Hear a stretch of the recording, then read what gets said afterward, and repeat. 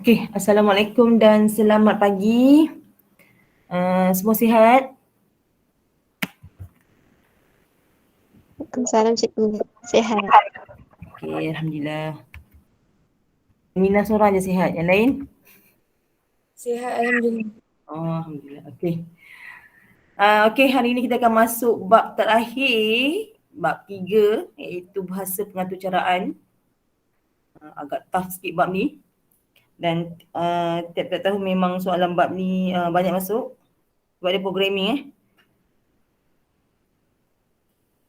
Okey, kita terus pergilah. Okey, kita pergi ke 3.1 itu subtopik yang pertama.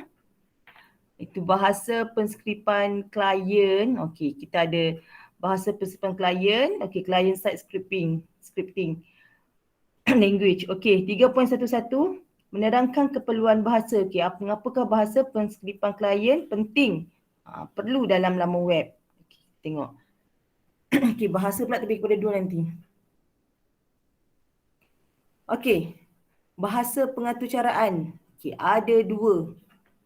Memang kita tak tahu soalan ni masuklah. Memang sangat grammar lah. Dia bagi dalam bentuk programming, awak kena kelaskan ni mana satu bahasa dia. Okey, kita ada bahasa penskripan klien atau client side. Okey, bahasa yang digunakan untuk klien, untuk pengguna, dan satu lagi penskripan pelayan. Pelayan kita panggil server lah. Macam awak pergi kedai makan kan, okay, awak tu klien. Yang serve awak makan tu kita panggil pelayan. Itu server side lah. Okay, bahasa maksudnya bahasa tu ada untuk bahagian dalam server, kita guna bahasa pengaturcaraan lain. Untuk yang klien, kita guna pengaturcaraan lain. Macam projek awak. Okay, ini dikatakan penskripan player web, itu web browser. Okay.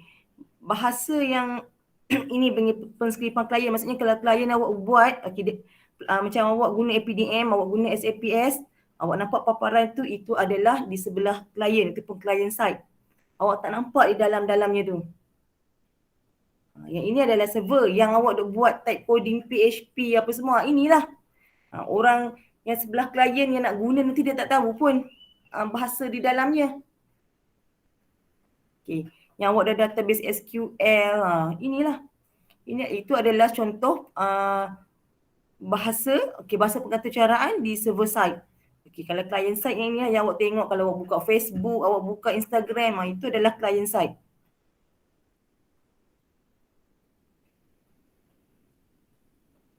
Ini.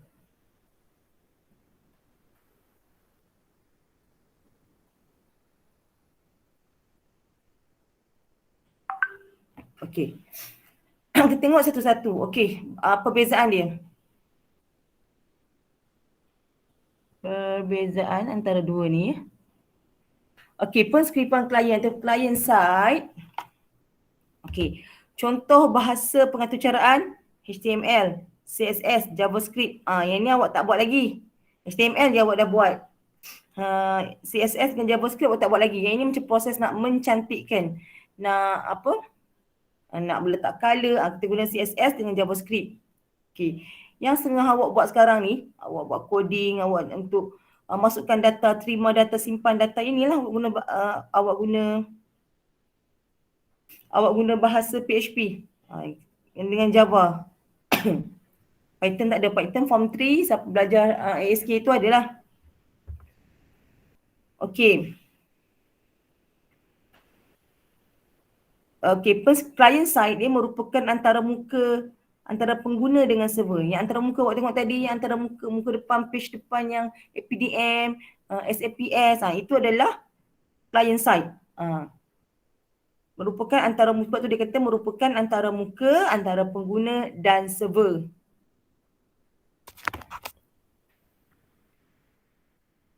Ada soalan terus tanya ya.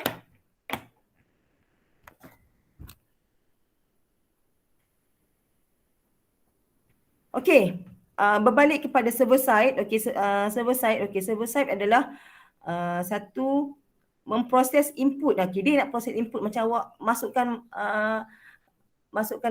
awak daftar pelajar, lepas tu awak terima soalan yang awak buat tu kan. Itu memproses input dari pengguna dalam server. Server awak tu, database awak tu lah yang PHP MyAdmin tu. Okay, berinteraksi dengan server dan database. Tu server dan database. Okey, memproses input dari pengguna. Contohnya macam awak jawab soalan. Okey, jawab soalan, awak daftar, awak login. Okey. Server ni dan database ni akan proses, dia yang akan proses. Yang sebelah client side ni dia tahu masukkan je, dia tak tahu pun apa yang berlaku, dia tak tahu apa proses yang berlaku. Yang proses semua nak check sama ada ID dan password tu betul, semua di sebelah server side yang PHP awak buat tu. Okey. Cuba tengok kat mana dia berlaku. Okey, proses berlaku dalam web browser sahaja. Web browser yang itulah Google Chrome. Awak buka-buka, awak type dia Facebook, terus keluar. Itu web browser. Okay, kod atau cara boleh terus di sana run di web browser tanpa perlukan server. Kalau yang tak melibatkan macam tak on, macam awak tak on XAMPP tu kan. Kalau awak buka Facebook, perlu ke XAMPP tu? Awak buka SAPS, perlu ke XAMPP? Awak perlu on XAMPP ke? Tak kan? Tapi kalau awak nak buat PHP, nak buat yang sebelah server side tu, awak kena on. Itu contoh kita punya server lah, XAMPP. Dia macam-macam lagi. Awak perlu buka XAMPP tak? Kalau awak nak take PHP, awak nak buat coding. Ya. XAMPP. Kalau macam dekat sana, macam dekat kan macam setiap satu negara dia akan ada server. Macam dia akan ada satu server. Server tu yang biasa akan di on. Kalau server tu tak on, kalau sebab tu kata lemak server down. Sebab tu awak tak boleh nak buka Facebook lah, awak nak buka SAPS tiba-tiba tak boleh kan. Dia tulis server down. Maksudnya server tu tak boleh on ke, rosak ke. Semua bergantung pada server tu. Okey. Kod atau cara akan diproses ataupun dikompile dalam server sebelum dipaparkan output pada web browser. Okey, ada soalan? Perbezaan dia? Ada soalan? Tak ada. Okey. Okey, kita tengok macam mana dia berinteraksi. Okey, contohnya awak type APDM kehadiran. Saya type lah, saya sebagai guru kelas, saya nak isi kehadiran. Okey, saya type lah www.apdm.moi.government.my. Okey, satu. Okey, lepas tu saya pergi request. Saya request. Kita pergi hantar tu, kita tekan enter tu, kemudian kita request. Okey, kita request dia, kita hantar, komputer hantar request ke internet ataupun server lah. Kita sebut server yang pegangan. Okey. Laman web yang diminta akan dihantar ke komputer pengguna. Okey, kalau server tu cantik, kalau server tak ada problem, okey, laman web tu akan dipapar lah. Kalau tiba-tiba tak on, server tu rosak, tak ada paparan lah. So, yang keempat, web browser akan memaparkan laman web yang mengandungi HTML, CSS, JavaScript. Kalau awak buka di belakang, macam awak buka satu website nanti kan. Sekejap saya tunjuk kat awak. Saya nak ini je.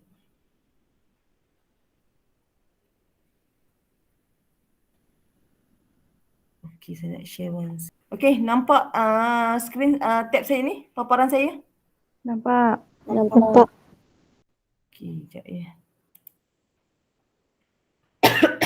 Okey, ini APDM. Okey, untuk di sebelah client side ataupun di sebelah side lah, sebelah client, sebelah pengguna ni, okay, dia hanya boleh nampak coding HTML dengan JavaScript sahaja dan CSS macam tu. Kalau awak nak tengok, awak klik kanan, awak ambil view page source. Ini dia punya tu. Okay, tengok HTML, okay, JavaScript, itu je. Dia tak ada yang PHP yang bahagian server dia takkan paparkan. Itu hanya di sebelah server sahaja. Okey, jelas? Jelas. Ini cara contoh nak tengok lah. Kalau macam awak nak tengok nanti macam awak nak cantikkan website awak nak tengok macam mana dia letak benda ni kan. Awak tengok lah kat mana dia letak, kat mana coding dia. Macam mana awak nak buat, katalah nak buat ni kan, baris biru ni. Awak nak buat baris biru ni, kat mana awak dia letak, awak klik kanan tengok kat sini lokasi dia. Awak try lah, try and error. Memang kena try and error benda ni. Sebab tu saya suruh awak backup. Takut terdelete yang lama-lama. Okay, kita stop, kita sambung yang tadi. Stop sharing.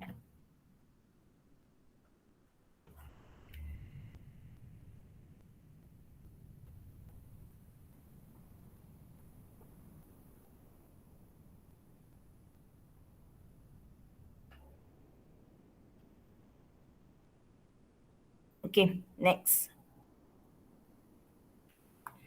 Okay, yang tadi kita tengok penskripan sebelah klien. Ini penskripan pelayan ataupun server side. Okay, pengguna masukkan ID. Okay, pengguna masukkan login ID dan password. Melibatkan ID dan password. Okay. Biasalah dia akan request lepas awak tekan enter ataupun awak tekan hantar tu. Okay, maksudnya dia akan request lah. Dia akan pergi ke server. Okay, dia akan bawa ke server. Okay.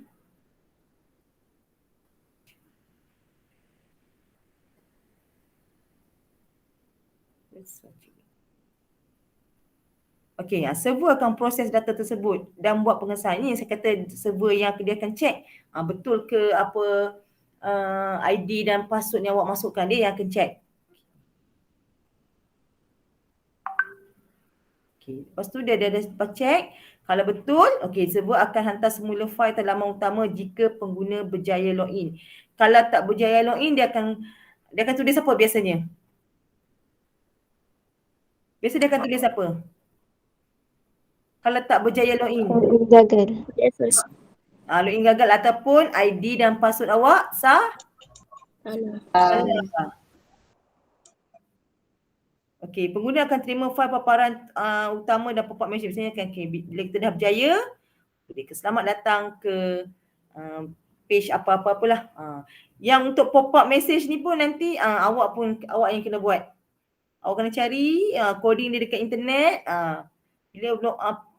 Bila pengguna berjaya masuk, bila pengguna berjaya masuk, terus keluar. Selamat datang dekat page index tu. Contohnya page pelajar indeks guru tu kan, contohnya maksudnya guru, indeks guru, selamat datang ke page indeks guru ke, page guru ke. Yang itu apa ni, kalau siapa buat ada markahnya lah, ada markah, siapa yang tak buat tak apa. Itu dipanggil creativity. Creativity tu sendiri buat, sebab itu nak bezakan awak dengan kawan awak. Dia kena rajin cari, nanti saya ajar nak cari macam mana. Okay. Okey, apakah keperluan bahasa penskripan klien? Ini saya kata ni, untuk paparan laman web yang lebih menarik dan interaktif. Sebab apa? Dia akan ada warna, dia akan ada gambar, ada animation, ada video, ada pop-up, ada audio. Awak boleh masukkan lagu, awak boleh masukkan selitkan video ke. Okay. Awak boleh masukkan warna latar, background kan, background colour, awak masukkan gambar, animation, nanti tulisan bergerak. Okay, selamat datang ke page, selamat datang ke quiz center ke apa ke. Itu semua sendiri buat. Tapi yang cantik, yang background colour, nak masukkan insert gambar tu saya akan ajar lah. Okay, sebab tu perlu bahasa yang awak buat sekarang ni, yang bahasa di sebelah server. Sebab tu tak cantik, sebab hitam putih je. Jadi tak ada error. Jadi bila pengguna request masuk login, okay, betul tak ada error akan semua. Tu yang sebelah server. Nanti minggu Jumaat ni kita akan buat yang di sebelah klien pula. Sebelah pelanggan. Kita akan masukkan warna background, kita akan masukkan gambar, kita masukkan banner dengan footer dia nanti. Okay. Untuk laksana proses pengesahan verify terhadap input data dan pengguna. Ini klien ni. Sekejap Okey, untuk laksana proses pengesahan atau terhadap input data oleh pengguna. Jika pengguna tidak mengisi maklumat yang diperlukan, okey, satu message akan dipaparkan minta pengguna mengisi maklumat yang diperlukan. Yang ni awak dah ada kan? Okay, bila awak tak isi maklumat, dia akan tuliskan sila isikan maklumat kan? Itu dah ada. Ya. Okey. Okay, apakah kelebihan? Okey. Kelebihan bahasa penskripan klien iaitu laman web menjadi lebih interaktif dan menarik. Okay. Proses lebih pantas tanpa melibatkan server. Okey, pembangun web mempunyai kebebasan menentukan reka bentuk dan ciri-ciri antara muka ataupun interface design sesuatu laman. Yang ini nanti takat ni semua sama kan kawan awak kan, awak punya bahagian dalam server side. Sama je kan kedudukan dia kat mana, sama je semua. Masa dekat klien ni lah awak bebas. Awak nak membuat dia perbezaan dengan kawan awak, letak color background, lepas tu awak punya logo, awak punya banner, footer, itu yang akan membezakan dengan awak. Kalau sama je semua dengan kawan awak, itu maksudnya apa? Memang tiru betul lah. Kalau tiru yang bahagian server side tu tak apalah sebab coding semua yang sama. Yang bahagian bahagian coding di sebelah persekripan klien ni sendiri awak yang tentukan. Okay, color apa yang awak nak, okay, gambar apa yang awak nak. Jangan awak ambil gambar kawan awak pula. Salah lah. Okey. Peranan bahasa penskripan klien dan bahasa penskripan pelayan. Okey. Ni server side, ni client side. Okey, dalam laman web. Apa dia punya peranan? Okey. Cuba tengok yang sebelah klien, ini sebelah server. Okey, klien adalah pelayar ataupun browser. Yang awak Google Chrome, Mozilla, itu browser lah dalam komputer pengguna dan digunakan untuk melayari laman web. Okey. Pelayan ataupun server, pelayan boleh berada di mana-mana yang digunakan untuk memproses permintaan laman web yang diminta oleh klien. Server ni prosesnya, tugasnya adalah dia nak proses permintaan yang diminta oleh klien tu. Klien ni tahunya minta je. Server ni tugasnya nak proses apa yang klien tu minta. Ini dia request. Okey. Ini dilaksanakan permintaan. Itulah konsep dia. Okey, ada soalan? Ada soalan? Tak ada. Oh, semua pandai ni. Ke semua tidur? Buka je Meet tidur. Tunggu je record saya. Saya tak bagi. Okey, penskripan klien versus penskripan pelayan dalam laman web. Okey, ini nak katakan. Ni contoh bahasa dia, contoh language dia. Ini memang kena tahu ya. Ini adalah contoh bahasa untuk penskripan pelayan.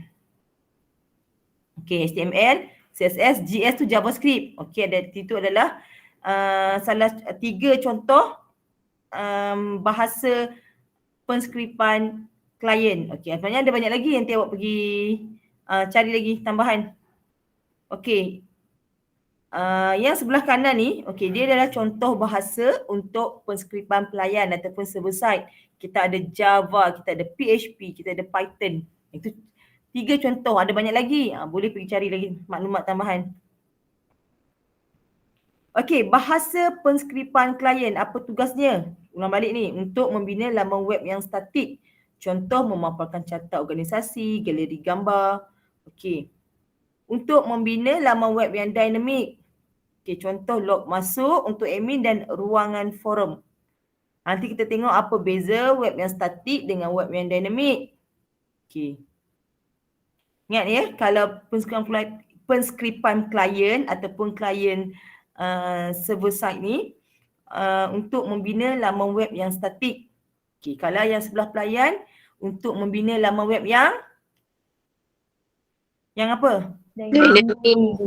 Okey, yang dynamic. Ingat ya, yang statik klien, dynamic pelayan. Ingat.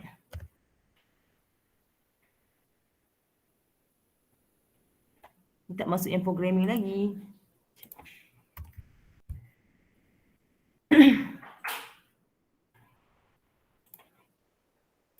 Okey. Okey. Yang ketiga. Okey. Bahasa penskripan klien untuk membuat pengesahan verify input yang dimasukkan oleh pengguna dalam borang. Contoh mengesahkan email yang dimasukkan mengikut format yang betul. Okey, contohnya macam ni. Kan awak nak masuk macam contoh dekat awak punya projek awak tu, bila awak masukkan, pernah tak awak masukkan masa awak nak daftar pengguna tu, awak masukkan IC tak cukup 12 ataupun IC terlebih 12, dia keluar apa?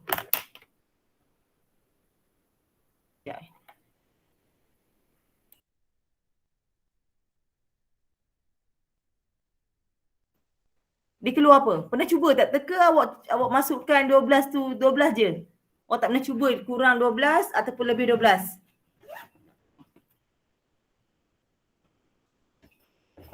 Ha. Respon. Tak pernah.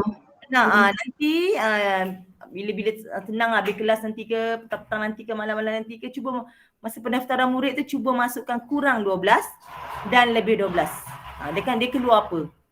Kalau dia kata keluar, kalau kurang 12 dia kata input yang awak masukkan tu tak cukup 12. Okey, ataupun lebih 12. Itu itu verify yang sebelah puskang pelayan itu 2 markah ya kalau ada benda tu. Nanti pergi check. Okey. Contohnya dia bagi kat sini contoh email kan. Email patutnya format yang betul dia kena ada alias, kena ada Gmail. Tiba-tiba awak masukkan, pengguna masukkan dekat tu Nur Hasmahani je. Dia tak masuk @gmail.com. Itu nanti dia akan keluar satu notification kata format yang dimasukkan adalah tak betul. Ataupun kalau pernah nampak Google Form yang minta awak masukkan email, kalau awak masuk format yang tak betul dia akan keluar satu notification kat bawah tu kan. Itu adalah pengesahan di sebelah klien. Okey, di sebelah penskriptan pelayan pula untuk membuat pengesahan atau validate terhadap input yang diterima. Input yang diterima. Kalau yang klien input yang dimasukkan tu tak sempat lagi dia nak tekan enter kan, macam proses dia nak masukkan tu dia ada buat kesalahan. Tiba-tiba keluar notification. Itu adalah verify di sebelah client side. Okey. Kalau yang di sebelah pelayan, proses pengesahihan ataupun validate tu dia terhadap input yang dimasukkan. Okey, bila dah klien dah tekan, dah masukkan betul, dia tekan enter, lepas tu dia akan pergi buat request dekat server kan. Okey, server akan validate betul ke input yang dimasukkan semua. Itu di sebelah penskriptan pelayan, iaitu terhadap input yang diterima. Kalau yang klien terhadap input yang dimasukkan, tak sempat yang tekan enter dia dah buat salah. Contoh, pastikan email yang diterima wujud dalam pangkalan data. Macam itulah macam tadi saya cakap, dia nak pastikan ada tak betul ke ID dan password yang dimasukkan betul. Macam awak check, student, depan daftar tu kan.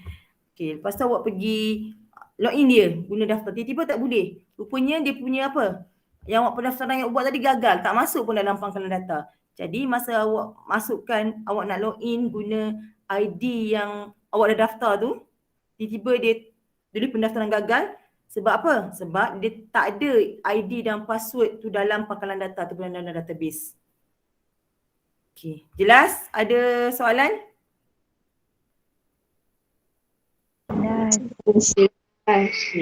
Yang keempat, boleh menukar elemen dalam laman web seperti menukar warna latar ataupun background color. Okey, membesar dan mengecil font. Yang kita awak punya ni ada kan? Membesar dan mengecilkan font ada kan? Ada. Okey, yang menukar warna latar tu nanti kalau awak rajin ada masa, awak cari satu coding dia. Itu best. Nanti dia akan bagi pilihan pengguna nak tukar warna warna hijau ke warna, tiba-tiba nak tukar warna pink lah. Sebabnya kadang-kadang kita punya pengguna ni berbeza latar belakang, berbeza. Mungkin ada yang rabun, sebab tu dia guna function besar tu kan. Mungkin ada yang rabun warna, dia tak boleh tengok warna yang jernih kat belakang. Dia nak warna yang dark, gelap. Itu fungsi dah. Kalau tak buat yang color tu tak apa, sebab kita dah ada satu. Dia guna buat salah satu. Salah satu yang untuk orang, sebab kita tak tahu orang itu mungkin rabun yang nak guna tu kan, bukan yang semua sama. Okey, kalau bahasa penskriptan pelayan, melibatkan server untuk akses pangkalan data. Sisip ni apa? Sisip ni apa dalam SQL? Sisip tu apa? Kalau dalam BM pun sisip benda tu tersebut. Maksudnya apa? Sisip. Menyisip. BM. Masukkan. Masuk ataupun tambah. Tambah data. Insert kan? Insert tambah. Okey, masuk. Okey, padam. Delete. Kemas kini update. Lepas tu sebagai enjin carian, search. Enjin carian tu search engine. Bukan enjin motor, bukan enjin kereta ya. Habis. Okey, ada soalan?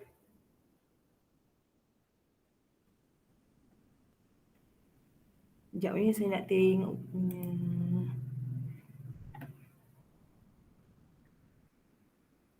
Ni baru 3.11 ya, saya nak tengok sekejap. 3.1.2. Okey, sambunglah sikit. Okey, tadi kita dah mas 3.1.1. Okey, apakah keperluan bahasa penskripan klien dengan server? Okey, 3.1.2. Okey, menterjemah. Okay, macam mana kita nak menterjemahkan atau cara mudah yang diberi dari bahasa penskripan klien kepada catat alih. Maksudnya daripada atur cara tu tukar kepada catat alih. Selalunya daripada catat alih buat atur cara. Sekarang kita nak ubah daripada atur cara mudah yang diberikan dari penskripan klien kepada catat alih. Contoh yang kita akan gunakan bubble sort dan selection sort.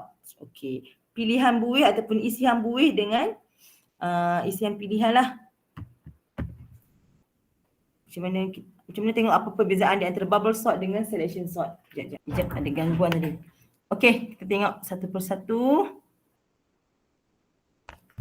Okey, proses isian ataupun sorting sort, isi. Apa maksud isi? Okey.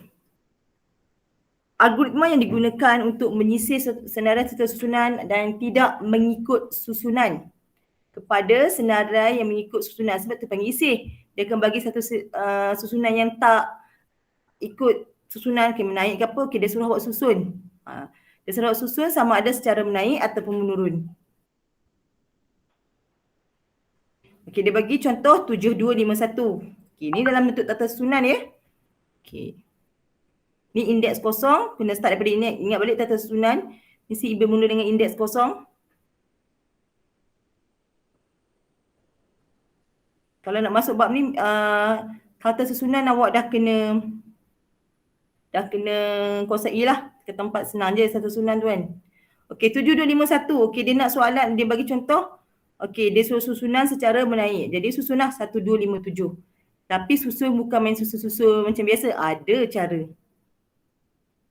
Okey, isihan sorting. Okey, kita ada isihan buih.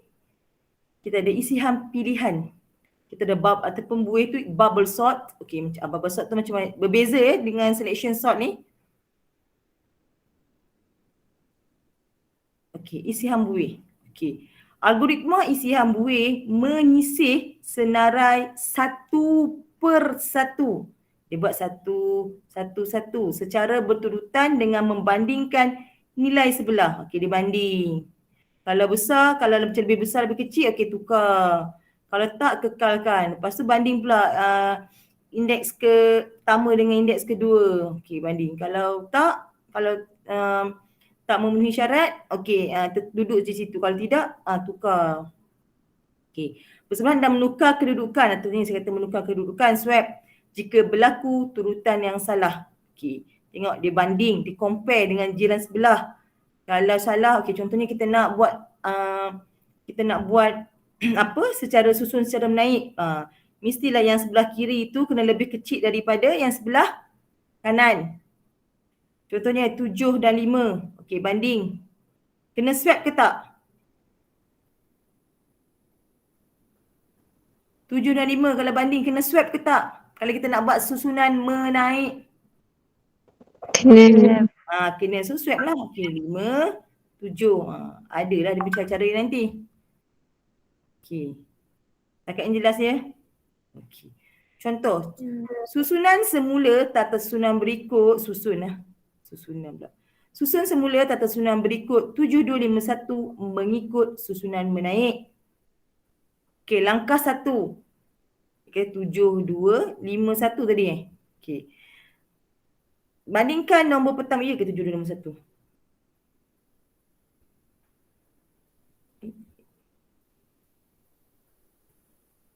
7251 mengikut susunan menaik. Okey.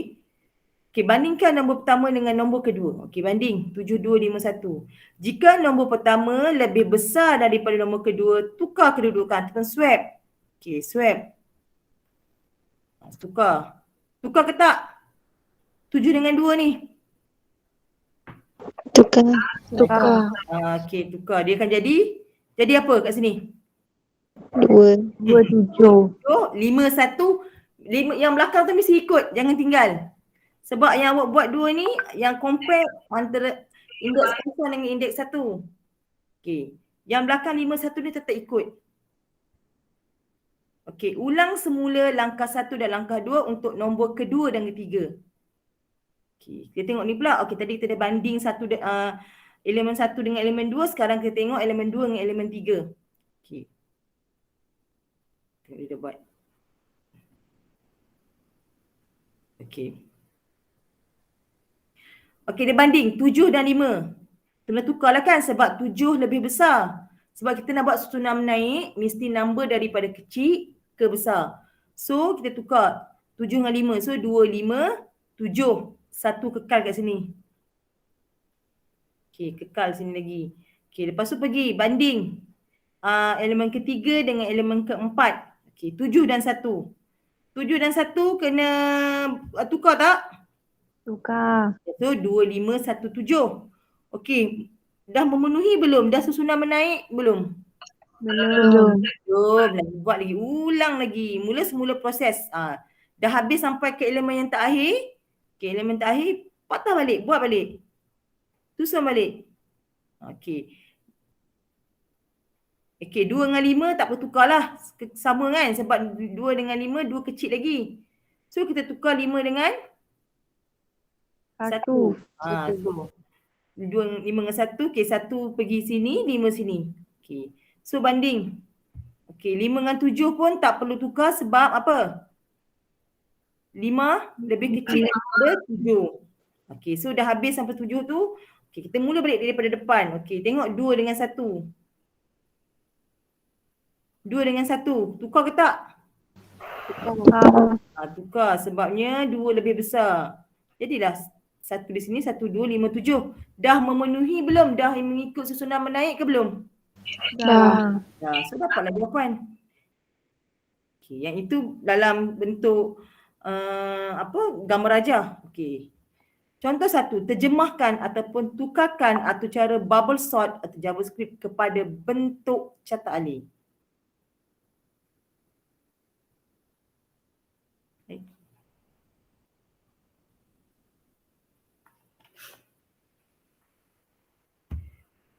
Okey, ni catak alih. HTML, body, script.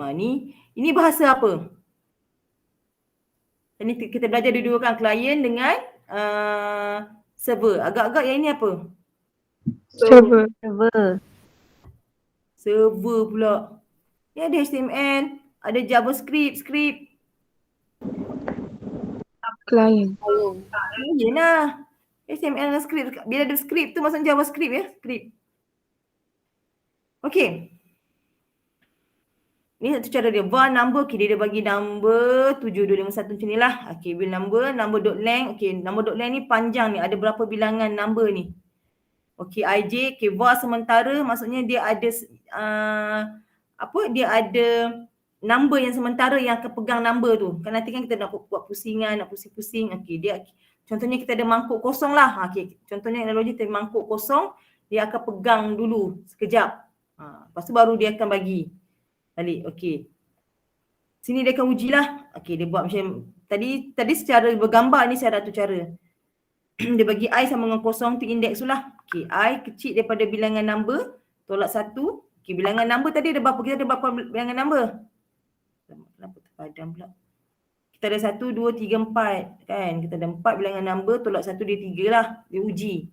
Okey. I plus plus. Okey, tambah. I tu indeks ni.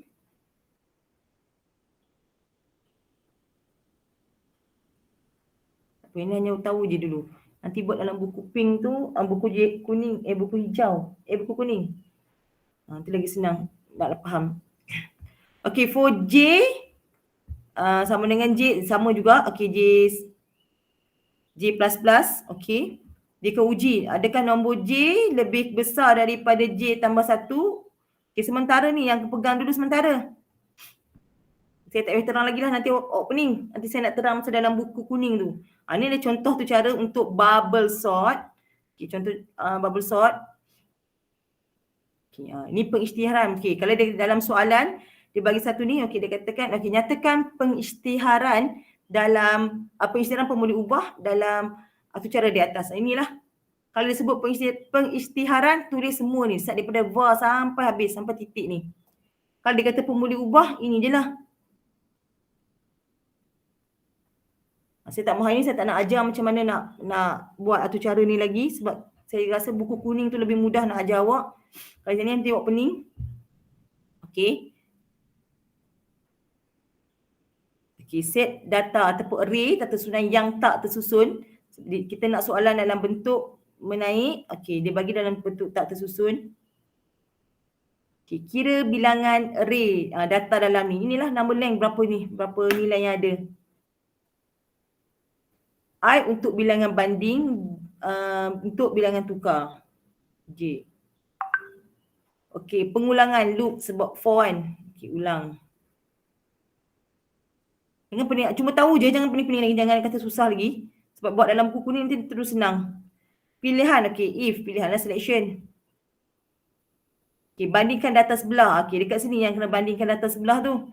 Jika data satu lebih besar pada data dua, laksana proses dalam ni. Dia akan laksana ni. Dia akan tukarlah. Dia akan laksana kat sini.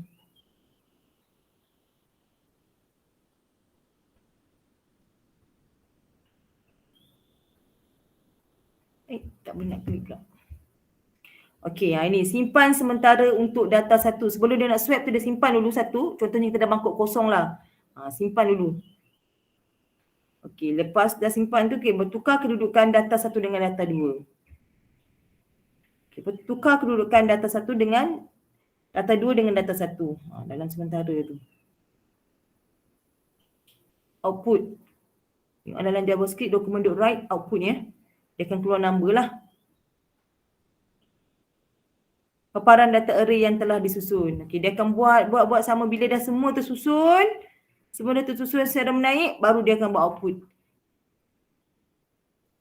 Dia akan susun dulu, baru dia tu. Ini dalam bentuk carta alih. Dia sebab tak nampak penuh. Okey, mula. Okey, mungkin ni lah nombor satu. Okey, dia bagi ini proses dia. Maksudnya kita nak penetapan nilai. Okey, dia bagi. Okey, lepas tu ini adalah pembilang. Okey, I sama dengan kosong. Sebab for mesti ada pembilang. Lepas tu dia uji.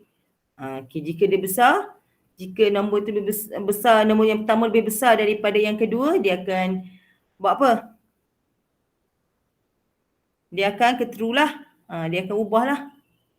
Kalau tak, dia akan paparkan terus tamat. Sini dia akan ulang. Dia akan ulang sampai dah tak memenuhi dah syaratnya. Sampai dah ke false, baru dia akan write number, dia akan paparkan number tu. Susunan nombor 1, 2, 5, 7 kan. Lepas tu baru tamat.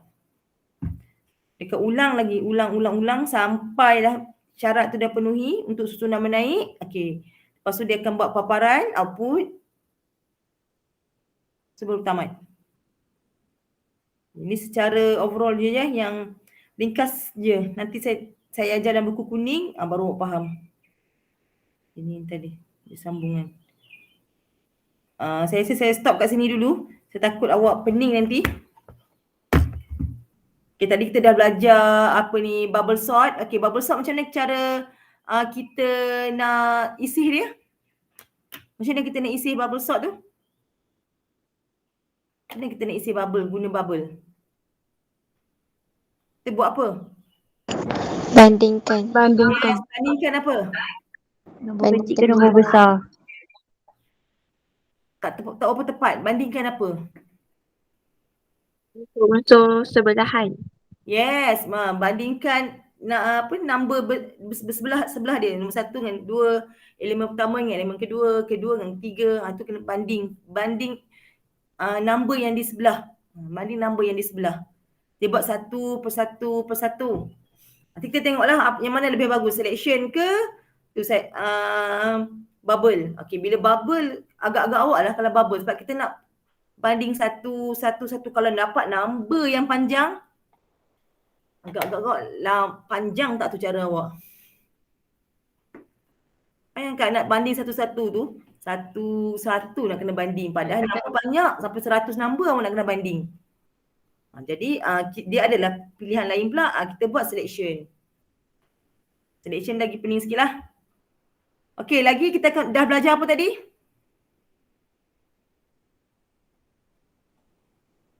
Dah belajar apa tadi? Sebelum masuk bubble sort tu? Bahasa penskripsi. Okey, bahasa penskripan ada berapa? Dua. Apa? Client side, server side. Okey, ada client dengan client side dan server side. Server side. Contoh bahasa client side apa? HTML, CSS, JavaScript. Okey, CSS, HTML, JavaScript. Kalau yang di sebelah server, PHP, SQL, PHP, SQL, lagi apa? Java saja. JavaScript dengan Java adalah dua benda berbeza. Okey, Java. Lepas tu Python. Itu adalah contoh yang server side lah. Okey, apa kegunaan bahasa penskripan klien sebelah client side? Apa kegunaan dia? nak cantikkan. Nak cantikkan ataupun untuk membina laman web yang statik. Untuk membina laman web yang web statik lah, yang boleh tukar color, boleh buat paparan, boleh tengok. Okey, jap. Ada lagi tambahan dalam ni, tak ada lah pula. Sekejap ya.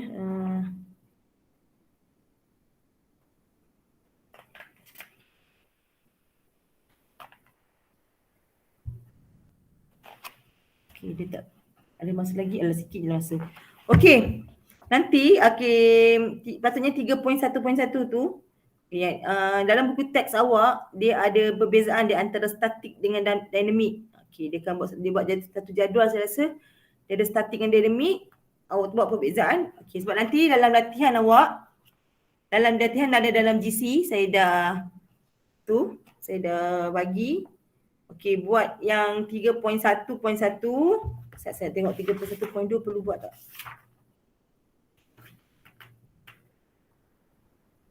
Okey, 3.1.2 tak perlu buat lagi. Awak buat 3.1.1 yang keperluan bahasa penskripan klien dalam laman web tu. Awak buat.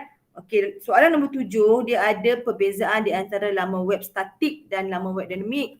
Tadi dalam slide tak ada kan? Okey, tapi dalam buku teks ada. Awak tolong carilah. Awak cari sendiri. Okey, awak cari sendiri, lepas tu buat perbezaan. Okey, tak banyak pun. Ada dalam 10 soalan, semua simple-simple je. Okey, ada soalan?